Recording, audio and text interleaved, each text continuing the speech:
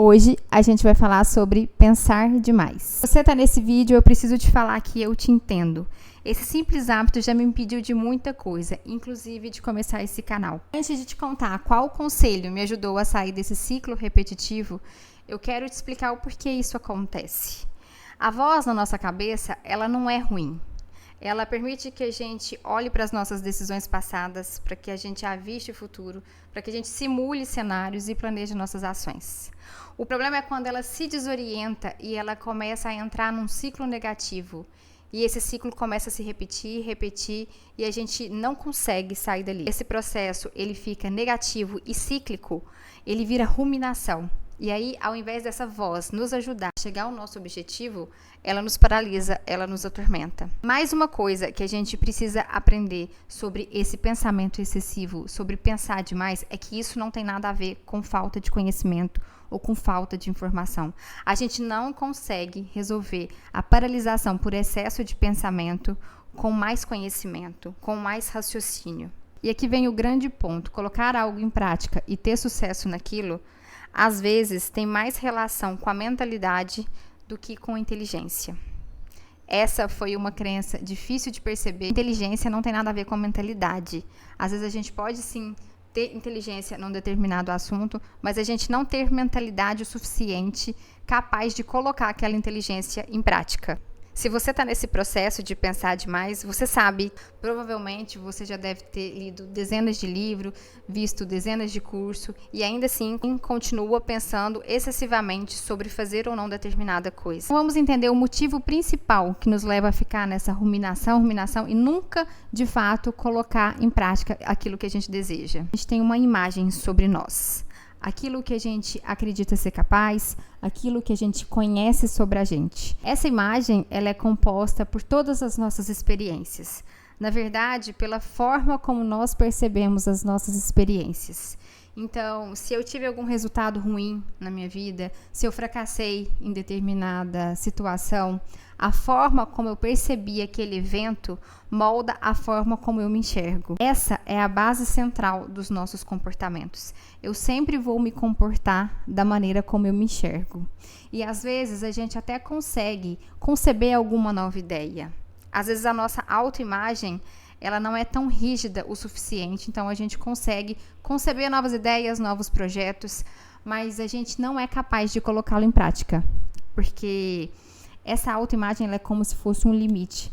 Se eu não acredito que eu sou capaz de fazer algo além dela, se eu não acredito que eu sou capaz disso, eu não vou fazer. Independente daquilo que eu planejo, independente daquilo que eu consiga saber, conhecer, planejar, eu não vou colocar em prática. Eu vou me paralisar, eu vou me perder no excesso de pensamento, no excesso de raciocínio. E se eu fracassar?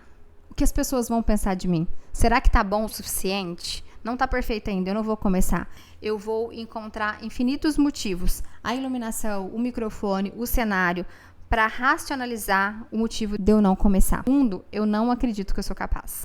E aí eu entro num ciclo de pensar e planejar, pensar e planejar. E isso me dá uma falsa sensação de que eu estou fazendo algo, de que eu estou me ocupando. Quando, na verdade, esse movimento por si só, ele não muda nada, principalmente na nossa autoimagem. Muito pelo contrário, o nosso cérebro, ele é plástico. Então, ele se adapta àquilo que é repetido. Se eu crio esse movimento de só planejar e pensar e nunca colocar em prática, ele aprende esse comportamento e se torna o meu padrão recorrente de pensar, sentir e me comportar. Porque qual que é a diferença entre o planejamento e a ação? Os dois me parece ser um movimento. A ação, ela me gera um resultado. E aqui eu não estou falando se esse resultado vai ser bom ou ruim. A gente precisa se desprender desse resultado. A gente precisa querer o resultado para fins de feedback. O que eu preciso ajustar? O que eu estou aprendendo com essa ação? Então, vamos para o conselho que me ajudou a sair desse ciclo negativo de ruminação. Eu entendi que se eu quisesse fazer algo novo na minha vida e viver coisas novas na minha vida, eu precisava me permitir. E essa permissão viria da forma como eu olhava para mim mesma, da forma como a minha identidade estava sendo formada. Enquanto eu olhava para uma nova identidade, com os novos projetos, com novas ideias, e eu não me reconhecia nela, eu não conseguia me colocar em movimento. Então, se eu quisesse mudar essa identidade, eu precisava me colocar para jogo, eu precisava começar a experimentar. Porque uma das coisas mais eficientes para mudar a nossa autoimagem é a experiência. Quando a gente vive alguma experiência, além da gente aprender com aquele feedback, essa experiência ela registra uma memória no nosso cérebro. Então, essa memória muda a forma como a gente se enxerga. Então, sim, a ação é um dos principais recursos que a gente tem para lapidar a nossa imagem e para a gente parar com esse pensamento excessivo. Ah, ok, mas agora eu estou aqui com essa identidade, com essa imagem de mim mesmo. Como eu consigo sair desse lugar?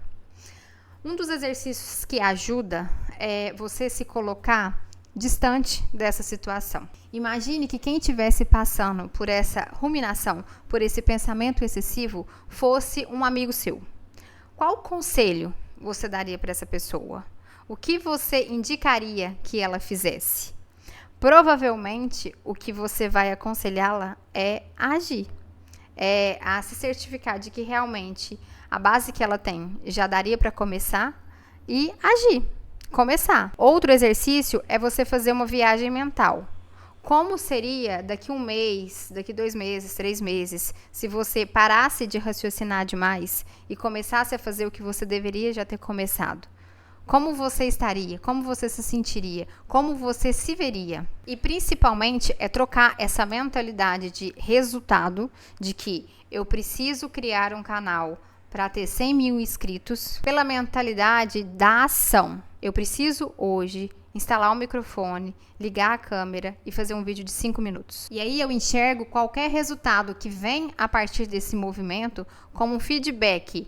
Se houve erros, se houve falhas, tudo isso serve de feedback para eu ajustar a minha rota. Porque o nosso cérebro ele tem mecanismos de tentar encontrar a solução à medida que a gente precisa resolver uma situação. Então, se eu não me coloco nesse movimento racionalmente, somente no planejamento, eu jamais vou conseguir saber o que eu preciso de recursos para conseguir chegar até lá. A nossa autoimagem, e particularmente eu gosto de chamar de identidade, ela muda com a experiência e não apenas com o intelecto.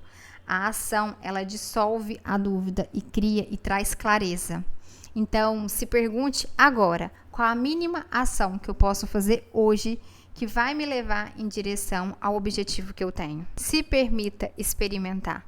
Se permita ser imperfeito. Quando a gente coloca uma imagem pra gente intacta, de perfeição, a gente aumenta demais a nossa vulnerabilidade e a gente tende a paralisar porque e se eu errar? O que vão pensar de mim? E se descobrirem que eu não sou tão inteligente assim?